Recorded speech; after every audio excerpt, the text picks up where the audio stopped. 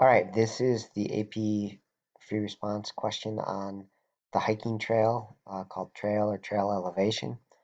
And what we've got is we've got a trail that they mark the elevation at different markers. Like the start is 0, and then at marker 1, we're up here at 150 or something like that.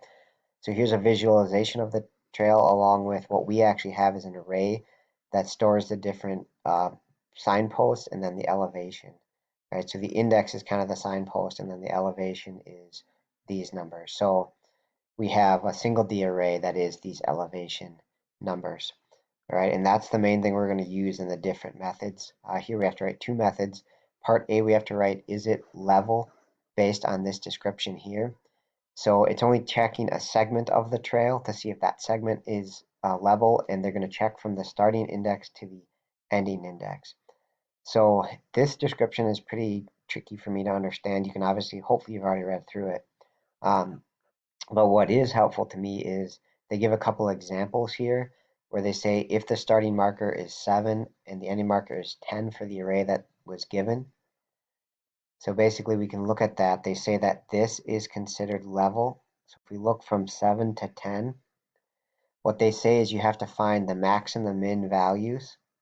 So the lowest elevation and the highest elevation is 70 and 80, and if that difference is less than or equal to 10, then we want to return true that it is level trail there. Okay, and if it's more than 10, then it's not level. So visually, we can kind of see it here, right? There's not much change, right? In fact, our min is down here and our max is there, and that changes 10 or less, so it is considered a level part of the trail. One more example to make sense of it. They give another example that says from 2 to 12 is considered not level. So if we look at that from 2 to 12, this is going to be a big set. So from 2 here over to 12, right? So we look at the minimum. So if you go through and look for the min, here's 50. And then if we find the max, there's 120. And because that difference is 70 and 70 is greater than 10, this would return false. It's not level. Okay, and visually you can kind of see it where between 2 and here we go between 2 and 12, here would be our max one, and here would be our min one, and that difference is quite a bit, so this is not considered level. All right, so as far as the algorithm for part A goes, we have to loop through this trail. So basically the algorithm is going to be loop through and find the min and max. So you could do it with two separate loops, one time to find the min, one time to find the max, but you can actually do it in the same loop, right? We've done that before, loop through and find the min or max, right? You store the value and then check, is the current value greater than the max? And if it is, becomes a new max. Similar process for the min. All right, so then you find these two, then you do the difference. Okay, and then you check, is that difference greater than 10? And if it is, you return false, it's not a level trail.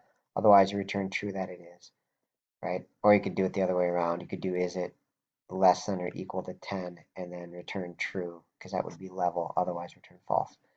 However you want to do it, all right? But the first thing is you got to loop through and find the min and max. And again, we've done that a bunch. Okay, so here I am in part A. We're passing in the two indexes we're going to be working off of. And the array isn't passed in because that's a variable up here. So we're going to be accessing it throughout part A here. So I'm going to do it all at the same time. So we're going to have our max. And if you remember that from before, we started off at like 0. We could also probably start it here if we wanted to start at markers position start. Right? That's probably the easiest way. So we're just going to assume that the first spot is the max. And same thing for min. So we're going to do markers start. So we're going to say, hey, the first one is the maximum, and then override it if one of the other values it becomes less than or greater than the maximum. Okay, so now I'm going to do a for loop, and I'm not going to start at 0. I want to start at the starting position.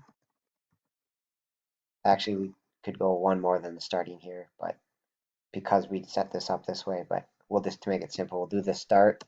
We'll keep I less than or equal to the end. So we're going to go from start to end, like from 2 to 12. So we do want to go equal to the end. If we passed in a 12, we'd want to go all the way to the end, 12. Okay, and then we just do plus plus I each time.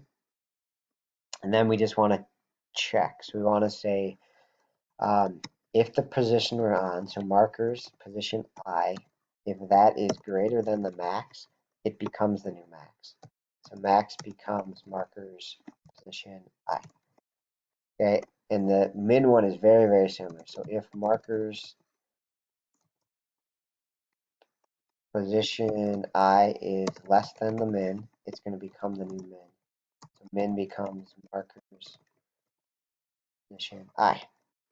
Okay, so after that loop, we would have found the min and the max. So now we want to say do the difference. So I just do a variable here. So the diff is going to be max minus min, like 120 minus 50 or something. And then if that difference, I'm going to do it this way. If it's less than or equal to 10, then it is level. So if that's true, if that's the case, I want to return true, it is level. Otherwise, I want to return false, that no, it is not. Okay, and that should conclude the is part A, the is level trail segment. Sorry, I can't fit it all in there. That's the first part. Then we have the if there. All right, so hopefully that makes sense. Let me know if you have any questions.